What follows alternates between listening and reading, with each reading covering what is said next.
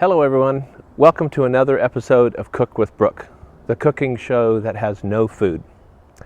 So you may think that we are standing in front of a pool at a posh resort, but we are actually standing at a pool on your campus. This is the Village 6 pool, and this is the Village 6 clubhouse in the background. More specifically, this is your Village 6 pool and your Village 6 clubhouse in the background. We're getting final inspections completed. Soon this pool will be open. We invite everyone to come over and take a look at it. But again, it's not open yet, so don't come over yet. Wait until we get our final inspections by the health department. But we're really excited. It looks beautiful. And again, this is something that belongs to all the residents of the AFEV. So we want you to come out and enjoy it. Now, most of you know that I grew up in Missouri, grew up in Branson, Missouri, and my brother still lives there. He's a little bit of an outdoorsman. He fancies himself a little bit of a fisherman, but candidly, he's not a very good fisherman. He was recently out on the lake, and his fishing luck had changed. He started going out in his boat, and every day he would come back, and he would have caught his limit. And normally he didn't catch any fish at all. So this was a very radical difference. So this went on day after day and week after week, and people started paying attention to it, and they're saying, what did Derek do that changed his fishing habits so radically? Well, one of the people that noticed it was the game warden. So the Fish and Wildlife Commission came up to him one day and said, Derek, this is really interesting that you've changed so much and that now you're a great fisherman. We really want to go out with you and see exactly what it is that you're doing. So he said, no problem, come out tomorrow morning, meet me down at the dock, we'll go out and we'll go fishing. So the game warden shows up the next morning, and he's got his tackle box and he's got his fishing pole, and he's ready to go out and do some fishing. My brother shows up and he's got the boat, and all he has is a little brown paper bag. And the game warden thinks, well, that's kind of weird, maybe he's just got all his gear ready in the boat. So they drive out in the lake and they set anchor and they're getting ready to go, and the game warden sets up his gear and tosses out his first line and starts to fish. My brother reaches down in between his legs into the brown paper bag, pulls out a stick of dynamite, lights it on fire, throws it overboard. Boom, water everywhere, fish floating to the top. My brother starts picking up the fish and pulling them in the boat. Well, you can imagine the game warden was stunned. He's like, I can't believe you just did that. That's against the law. I'm going to throw you in jail. You're never going to have another day of freedom. My brother calmly reached down in between his legs, pulled out a stick of dynamite, handed it to the game warden, and said, are you going to talk or are you going to fish? So that's what's going on for humor for today. Again, I welcome anybody that thinks they've got a good joke that they want me to tell, but I do want to take just a couple moments and talk a little bit about the COVID virus and what our community is doing. A couple of weeks ago, we started testing everyone on campus. That's both the residents and the staff members. We have been screening, and we knew that our screening was working. We hadn't had anybody that was sick, but there was a real fear about people that were with the virus. They had it, but they were asymptomatic, so that the screening wouldn't necessarily catch those individuals. So that's one of the reasons why the testing has been so important, and you're really starting to see that across the state and across the nation now. And at some point in the future, we will retest again. We will have the health department come back out, and we will do that again, because it's so important to know exactly who is sick and who has the virus that may not be sick. So it's a very important step for us to move forward. Now, most of you have probably heard that we did have one resident that came back that tested positive, but that resident was asymptomatic. So it's a classic example of someone that has been exposed to the virus at some point. They don't know where, they don't know how, but they are testing positive, but they don't show any symptoms.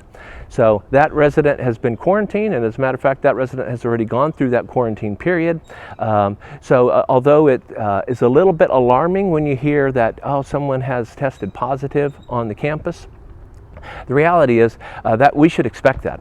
The number of people that are out in the community that have been exposed to the virus one way or another is larger than most people expect. So for us to do the testing and identify those individuals and be able to quarantine those individuals is really important. So the good news is the resident was never sick, never had any symptoms. The test came back. Resident went into quarantine, no symptoms, came out of quarantine, no issues.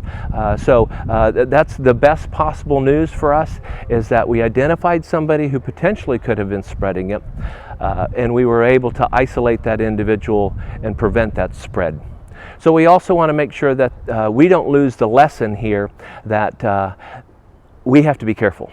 We have to make sure that we keep our social distance, we continue to wash our hands. We highly encourage people to wear the face masks. Those are preventive measures that we can take that will immediately have an impact. So this is an important thing for us. Again, the testing, we were going to try to get that again, and we will hopefully have that in the future as the health department comes back and makes that available to us. We'll communicate with you when that takes place. But in the meantime, let's get back to the cooking show. Let's go over, find out a little bit more about what's happening on the campus, and then we'll be right back with a special guest. Hello everybody, it is Kim from Knife's Edge, and I'm here to let you know the specials for the week of June 1st. On Monday, we have a Reuben sandwich with French fries, and the soup is cream of mushroom. On Tuesday, we have lasagna, comes with garlic bread and salad, and your soup, as always on a Tuesday, is French onion. On Wednesday, we have quiche, hash brown potatoes, and fresh fruit. You have a choice of a quiche that is bacon and cheese, broccoli and cheese, or ham and peppers. And your soup that day, split pea. On Thursday, we have chicken piccata, orzo pasta, and a vegetable. And your soup choice is chili. And on Friday, you won't want to miss this. We have something new. We have crab cakes, rice pilaf, and salad. And your soup is gumbo. Please come see us.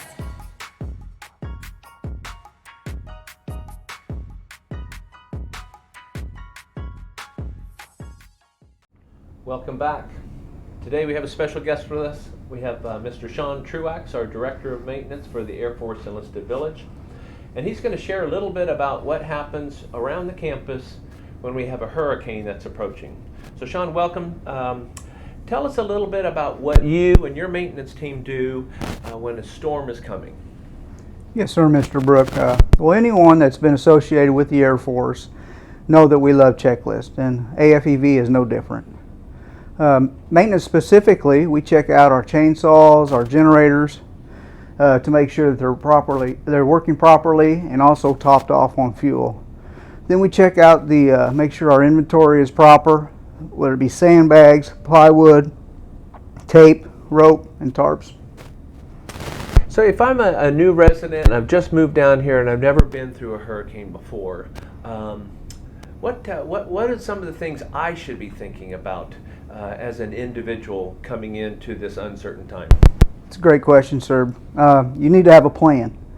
And it all starts when you in process with Bobby Joe and her team. You fill out your hurricane disaster plan, which basically is saying when you will evacuate, which you'll get more guidance through Mr. Brooke and local channels, where you're going to evacuate to, and then how you're going to do that. Are you going to drive? Are you going to ride together with someone? Well, it's an interesting point, and I will talk just a little bit about the communication process when a storm is in the Gulf of Mexico. You'll see the news. It will be all over the news. From our standpoint at the Enlisted Village, we monitor a couple of different news feeds, and then we also coordinate with the base, Eglin Air Force Base on Hobart Field, and then of course the county, to hear what they're directing as far as evacuations and preparations. So Shawn, if a resident has a lot of things on their patio, is there something that they should be doing with those? Yes, sir. Please, best you can. When 5 days out, just try to start minimizing what you have out on the patio or in the courtyards. I mean, that stuff can become flying debris and become very dangerous. Right. And what about like individual preparation? So what are some of the things that they may want to have on hand, and some of the things that they can do so that when they start to pack up and they're going to leave and they figured out where they're going, they figure out how they're going to get there, and then they're just waiting on the when. What are some of the things that they should be packing? Well, here in the Northwest Florida, as soon as word gets out that there's a hurricane, everybody goes to the gas station. So make sure you top off on fuel.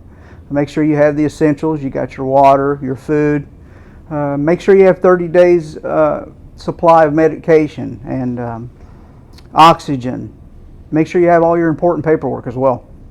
That's right. Another thing that people will tell you is to make sure that you have a little bit of cash in your wallet in case you need to evacuate and you're not expecting to. Always have a little bit of cash set aside in case that is required.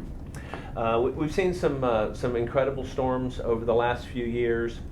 They tend to come up quickly.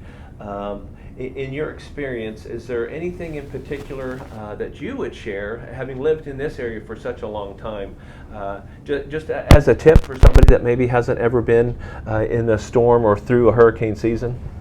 Just closely monitor. I mean, even last year, as recent as last year with Michael, we were teetering. Was it going to hit here or hit the Panama City area? And it was catastrophic. Right.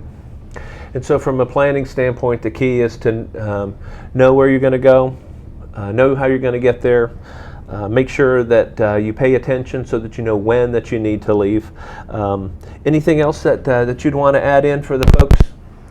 Just if you're told to evacuate, please evacuate. I mean, that's the best policy. I mean, there's no reason to take a chance. We'll have a ride-out team here ready for the campus when you get back. Right, and Shawn brings up a good point about some people will not want to evacuate, and we understand that that emotion is it's very difficult for people to make the decision to leave. But as we've said numerous times, and you've probably heard it on another video from us, sometimes it's not necessarily the period of time when the storm passes through, because that will happen relatively quickly. Within 24 to 36 hours, the storm normally passes through. But often it's the weeks afterwards when life is really very difficult, when you don't have running water and you don't have air conditioning, you don't have electricity. Those are the kind of things that make a post-hurricane community really suffer. So don't just think about the fact that the storm may be coming and you're not scared of it. Think about what it might be like after the storm goes through, if there's no electricity or there's no running water or there's no sewer. Panama City, after Hurricane Michael went for a whole month without those things. So that would be a very, very difficult way to live. So when we ask you to evacuate, it's not just because the storm strength, but we're often looking at what happens after the storm. So Shawn, thank you very much for coming in. We appreciate it. Anything else you want to add in? I know Bobby Joe has been talking about this for a while, and she's always full of great advice. She's been here so many years. Anything else you want to add in, sir? No, sir. I think we've hit on all the points, and I appreciate you having me today. Thank you very much. Thank you. Okay, we'll be right back. Thank you very much for your attention.